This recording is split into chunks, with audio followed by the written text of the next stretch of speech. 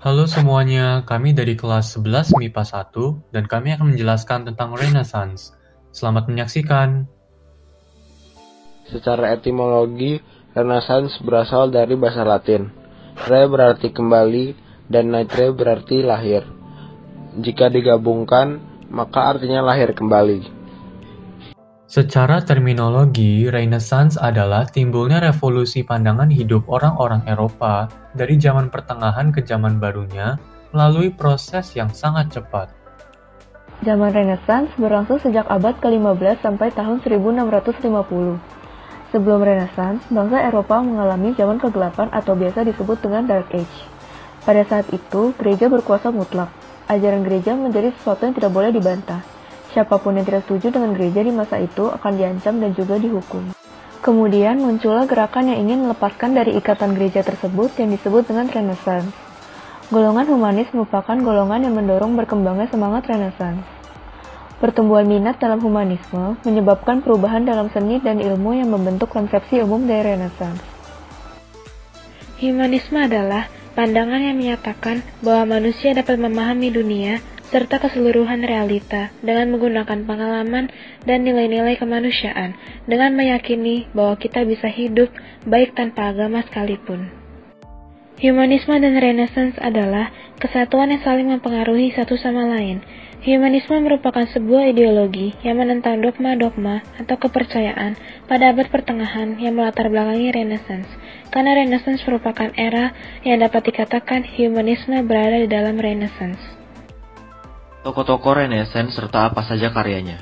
Tokoh kesusastraan Desiderius Erasmus lahir pada tahun 1466. Karyanya membuat buku Press of Fully pada tahun 1509 dengan tujuan mengungkap semua kelemahan penyakit, korup, dan munafik yang menimpa warga. Lalu ia membuat buku The Book of the Christian Knight pada tahun 1501 dengan tujuan untuk meningkatkan mentalitas umat Katolik. Tokoh komposer Claudio Monteverdi. Ia adalah komposer Itali, yang salah satu karyanya adalah Vespro della Beata Vergine. Tokoh filsuf dan matematikawan Isaac Newton. Karyanya, ia menemukan prinsip kekekalan momentum dan momentum sudut, dan menemukan hukum gravitasi. Ia juga menerbitkan buku Filosofis Naturalis Principia Mathematica yang diterbitkan pada tahun 1687. Tokoh seni dan arsitek Michelangelo Buonarroti. Karyanya yang paling terkenal adalah The Creation of Adam. Tokoh pengarang Matteo Aleman. Ia adalah seorang autor atau pengarang yang menciptakan buku. Bukunya adalah Orthographia Castellana.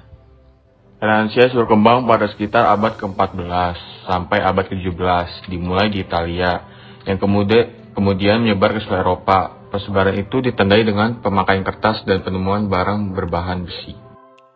Ada konsensus bahwa Renaissance dimulai di Florence, Italia pada abad ke-14. Faktornya termasuk kekerasan sosial dan kemasyarakatan dari Florence pada beberapa waktu, struktur politik dan pelindungan keluarga dominan, yaitu Wangsa Medici. Sesudah masa yang diwarnai ajaran Kristiani, orang-orang ini kini mencari orientasi dan inspirasi baru dalam dunia politik. Renaissance berkontribusi dalam pengembangan konvensi diplomasi. Sejarawan berargumen bahwa transformasi ini adalah jembatan antara abad pertengahan dan sejarah modern. Renaissance mungkin paling dikenal karena perkembangan artistik dan kontribusi dari polimatik seperti Leonardo da Vinci dan Michelangelo yang menginspirasi berbagai kalangan dengan istilah manusia Renaissance pada masa itu. Dampak Renaissance kepada kondisi kehidupan saat itu. 1. Tumbuhnya kebebasan, kemerdekaan, dan kemandirian diri manusia. 2. Berkembangnya ilmu pengetahuan dan kebebasan berpikir. 3. Runtuhnya dominasi gereja di Eropa akibat revolusi gereja pada abad ke-16. 4. Menguatkan kedudukan kaum pedagang atau usaha yang tumbuh menjadi kelas penguasa baru. 5. Timbulnya rasa kebanggaan terhadap kepemilikan harta serta kedudukan manusia yang mampu menguasai alam semesta. 6. Memicu berbagai motivasi dalam ilmu pengetahuan, di mana masyarakat Eropa mulai melakukan penjajahan ke berbagai wilayah.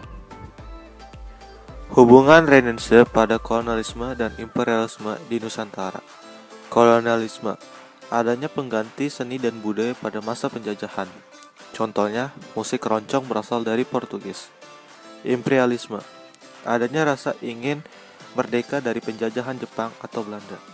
Sehingga kita dapat menyimpulkan bahwa hubungannya dengan kolonialisme dan imperialisme di Nusantara adalah adanya keinginan untuk bebas dari keterikatan suatu peraturan yang ada. Baiklah teman-teman, kami sudah berada di akhir presentasi. Semoga ini dapat memberi manfaat bagi Anda dan menambah wawasan Anda, dan saya mewakili teman-teman saya memohon maaf jika ada salah kata dalam presentasi kami. Sekian dan terima kasih.